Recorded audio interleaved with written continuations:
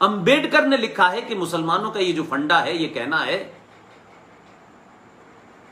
कि हम भाई भाई हैं, ये भाई भाई सिर्फ विद इन द कम्युनिटी है, ये बाहर के लोगों के लिए भाई नहीं है।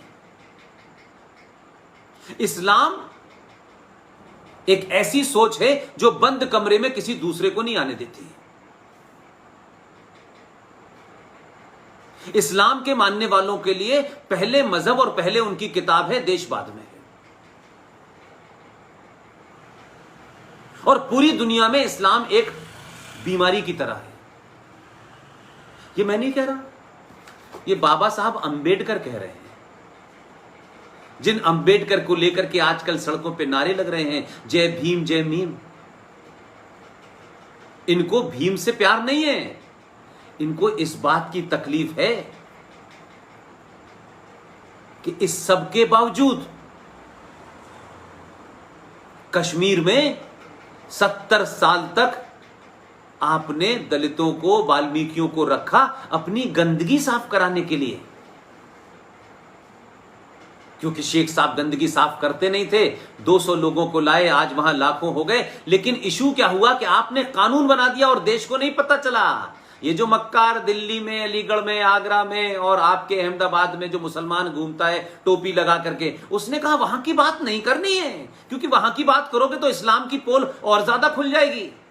पूरी दुनिया ने तो नंगा कर ही दिया, अब हम कहीं यहां नंगे ना हो जाए। तो आपको बात नहीं, कश्मीर में ऐसा नहीं है, वैसा है और ये है और वो है। ये नहीं बताया कि कश्मीर के संविधान में आपने एक प्रोविजन करके उन दलितों को आपने कहा आप यहां रहिए, नौकरी करिए, नौकरी सिर्फ शेख साहब की गंदगी उठाने की मिलेगी, बाकी नहीं मिलेगी।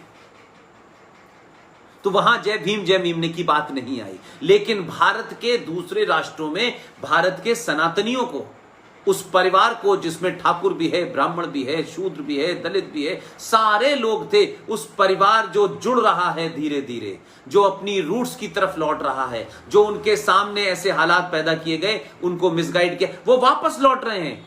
उनको वो एक ना हो जाए, इसलिए आपने नारा लगाया जय भीम जय मीम। आपका एजेंडा है कि मुसलमानों के साथ दलित खड़े हो जाएं और हिंदुओं की एक ताकत कमजोर हो जाए, इस एजेंडे से लगाया। आप ईमानदार तो उन गरीबों के साथ भी नहीं है। और ये तमाम बातें हमारे भटके हुए बहुत सारे लोग, राजनीतिक लोगों के ऊपर मैं टिप्पणी इसलिए नहीं करता हूं कि राजनीतिक लोग जो होते हैं वो सत्ता पे आने के लिए, शक्ति प्राप्त करने के लिए उस गिद्ध के वाकिफ होते हैं कि वो लाशों को भी नोच के खाते हैं। जो लोग आज अंबेडकर का नाम लेकर के राजनीति कर रहे हैं महाराष्ट्र में, वो अपने ही परिवार के लोग, अपनी ही जाति के लोगों की लाशों पर राजनीति कर रहे हैं और कहते हैं हम दलितों के पैरोकार हैं, हम दलितों के मसीहा हैं, हम दलितों के लिए सब कुछ कर रहे हैं। दलितों के लिए नहीं कर रहे। तुम बाबा साहब अंबेडकर का नाम बदनाम नहीं कर रहे, तुम हर दिन बाबा साहब अंबेडकर की हत्या कर रहे हो। बाबा साहब अंबेडकर को अगर सही मानों में इस देश ने समझ लिया होता और ट्रांसफर ऑफ पावर के बाद जो गद्दार दलित लोगों के साथ आपने प्यार दिखाया, कौन नहीं जानता कि नेहरू जी अंबेडकर को चुनाव हराने के लिए गए थे। अंबेडकर इस सदी का सबसे बड़ा महापुरुष है। अंबेडकर वो नाम है जो लगातार उस दौर में भी और आज भी ईमानदार रहा और ईमानदारी से उसने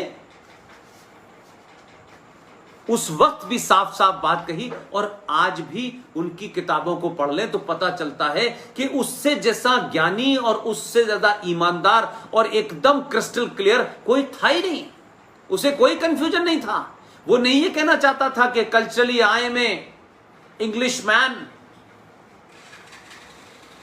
by accident I am a Hindu, by habit I am a मुस्लिम।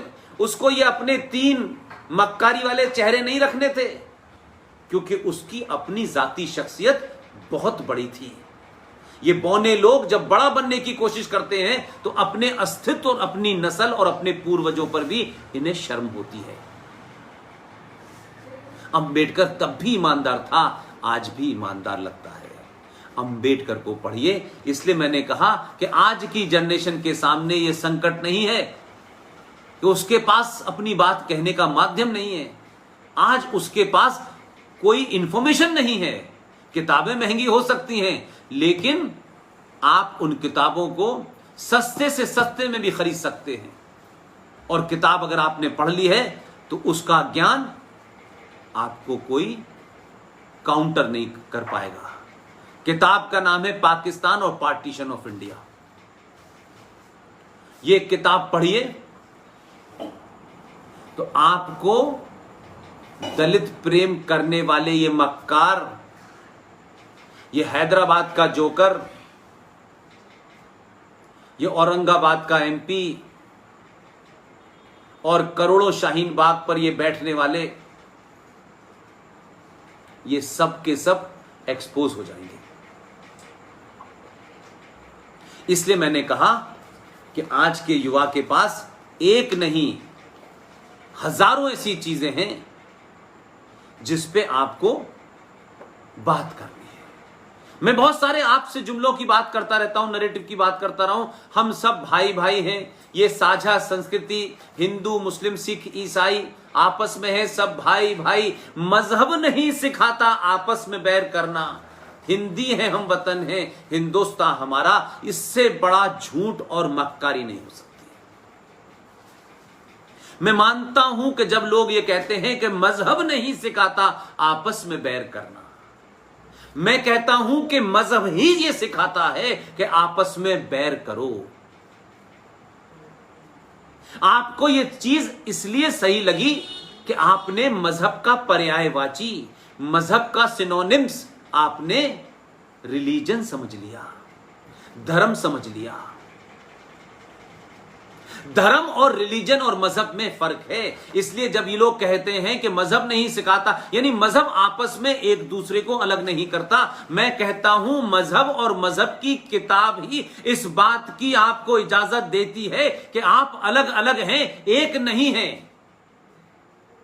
मजहबी आपको तलवार के जोर पर काटने का हुक्म देती है। मजहबी ये कहती है कि ये मुशरिक है, ये पूजा करता है, इस मुशरिक को जो मूर्ति पूजक है इसका कत्ल करो, इसका कत्ल वाजिब है, जस्टिफाइड है, ये मजहब कहता है। लेकिन उनके मानने वालों ने आपके बीच में बैठ करके आपको ऐसी घुट्टी पिलाई कि आपको लगा रे क्या बात है, कितनी महान बात कही गई है। आपने और हमारे पूर्वजों ने उन झूठ और मक्कारी को कभी ध्यान से परखा नहीं, इसलिए 70 साल में यह देश दोबारा से 1946 के मुहाने पे खड़ा हुआ है,